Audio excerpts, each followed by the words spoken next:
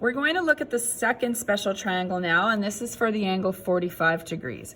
So for this one, we're going to have an isosceles triangle to help us. Again, this is a tool to help us with the angles 45 degrees. So that's our third special angle.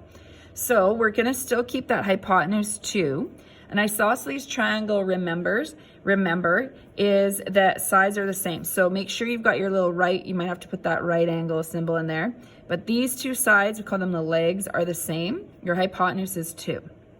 These angles are also the same, so that means 90 degrees. So this would be each 45, so that it adds to 180. So I'll write it in both places. It really doesn't matter if you're looking at the top angle or the bottom, you're gonna work with. Now we need to find these. So keeping in mind that these are the same sides, we can still do Pythagoras theory, and just instead of calling it a and b as different variables, we're going to use x's.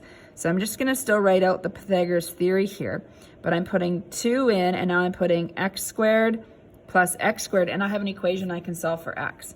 So we get 4 equals, we're going to combine like terms, so 2x squared, divide off the 2, x squared equals 2, so x equals the square root of 2.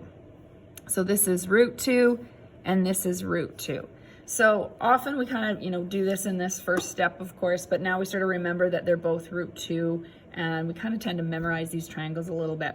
So how does this work? Find the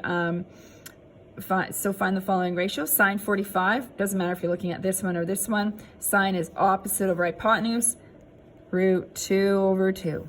Cos 45 is adjacent over hypotenuse. It also happens to be root 2 over 2, so they're the same distance.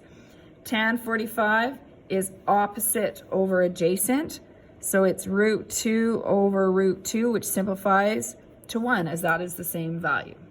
So we're going to use these triangles to find exact values for anything that has a reference angle of either 30 or 60, we'll use this triangle up here, or 45. Now, these technically are the ratios for 30, 60, and 45. Those all fall in quadrant 1. So my signs were always positive because according to the cast rule, all of the signs are positive in quadrant 1. We're going to look on the next few videos at what happens when the signs change.